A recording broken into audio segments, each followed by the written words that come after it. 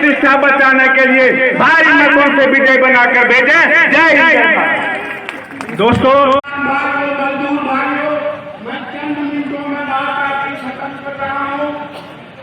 धरती को प्रणाम करता हूं। और अभी हेलीकॉप्टर में मैं जब उतर रहा था तो मैं चर्चा किया स्वर्गीय कपिल देव बाबू का, कि कपिल देव बाबू भी इसी गांव के थे, ललित विजय बाबू भी इसी गांव के थे, और कितने बड़े मनीषियों का नाम लिया जाए, एक दो लोगों का नाम जानबूझकर मैं नहीं ले रहा, आप समझते हो।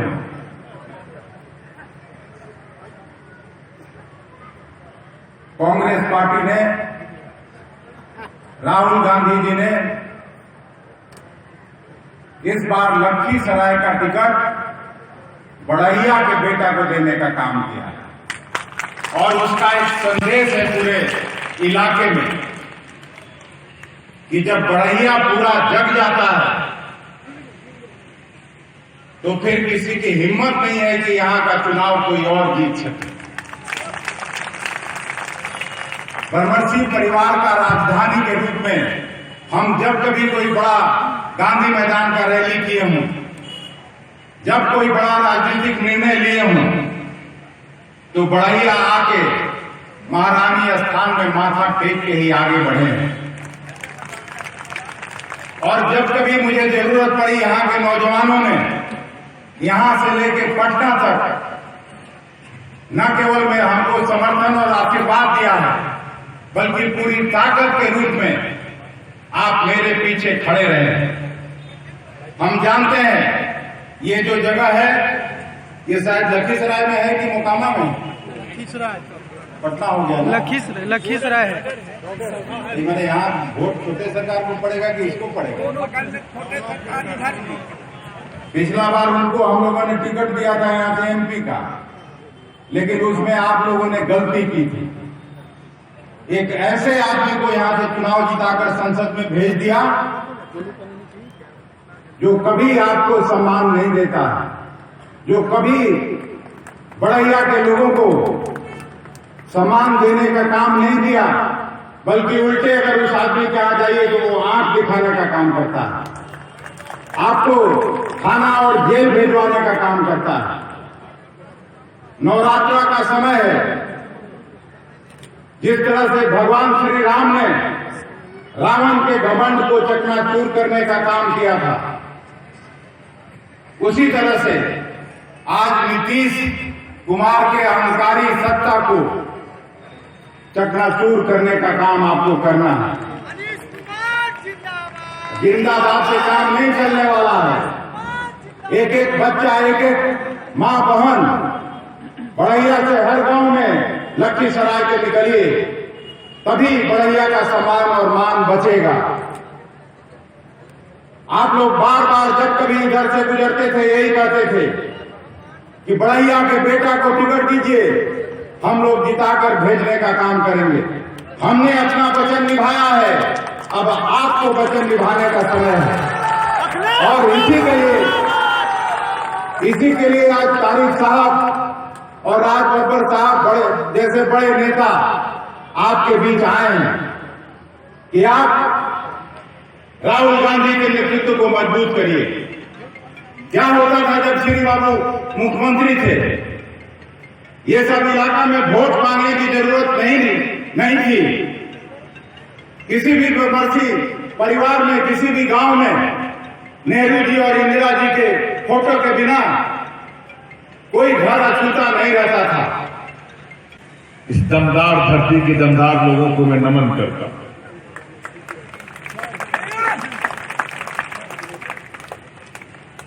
आज मेरा ये सौभाग्य है कि मैं इस नौजवान के लिए राहुल जी के आदेश से यहां पर आया हूं। ये छोटा भाई अमरीश कुमार, अनीश कुमार, इसकी लंबाई देख के मुझे लगता है कि इस मिट्टी में ही लंबाई का लंबा पैदा होना लगता है।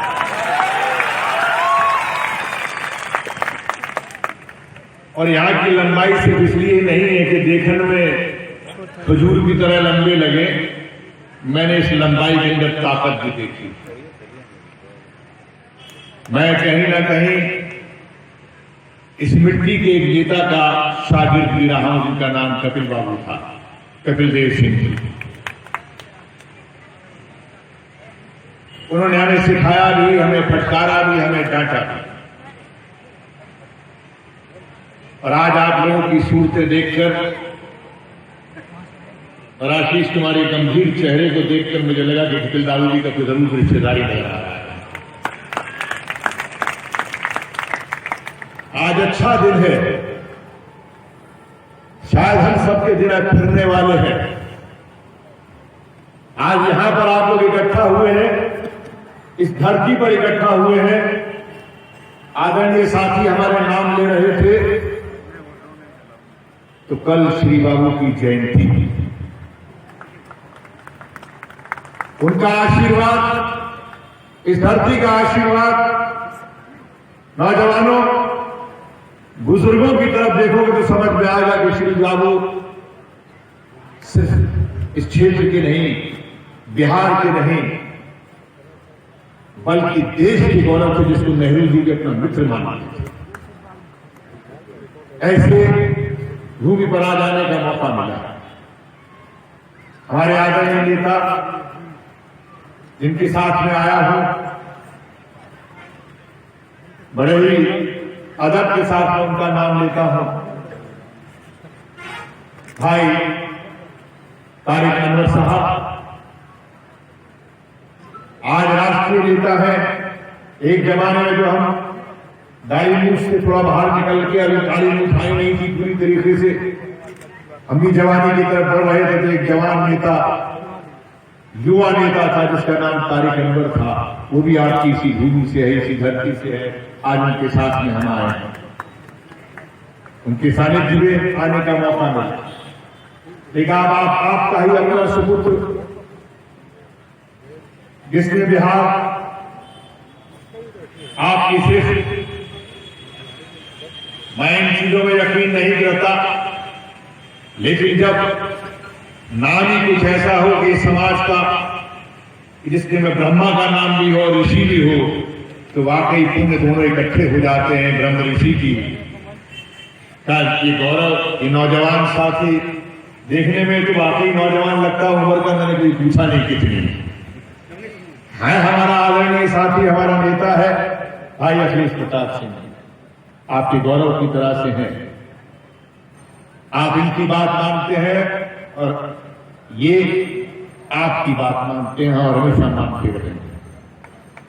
एक दूसरे का सम्मान है, एक दूसरे का गौरव है, जो आप इस गौरव को भाई अनीश लेकर आपके बीच में खड़े हैं। दोस्तों,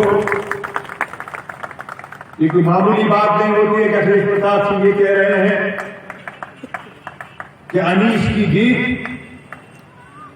आने वाले कल में इस मिट्टी के गौरव को दोबारा से स्थापित करने की जीत होगी। ये फर्क अब इस मिट्टी का भी है, यहाँ के बुजुर्गों का है, यहाँ की माताओं का है, यहाँ के बहनों का। मैं उस नेता के बारे में क्या कहूं जो आज की सरकार में है, जो मुख्यमंत्री है, उसको अपनी ही बातें याद नहीं। वो क्या कहते हैं, क्या कहा था, उनको कुछ समझ में नहीं आता, क्योंकि वो लोकतंत्र का नाम लेकर आए थे, सत्ता में लोकतंत्र की गुहार लेकर आए थे, लेकिन आज वो राजतंत्र में यकीन करने लगे थे। वो पहले ये कहकर आए थे कि मैं यहां पर विकास के साथ साथ रोजगार दूंगा। ना रोजगार मिला, विकास की क्या रूप है वो आपके समक्ष है। रोजगार के नाम पर अगर कोई यहां पर अपनी आवाज उठाता है तो उसको अपने ही मन से मिथिला की धरती से धमकाया जाता है। इसका नाम है नियोजित शिक्षक। याद कीजिए वो आवाज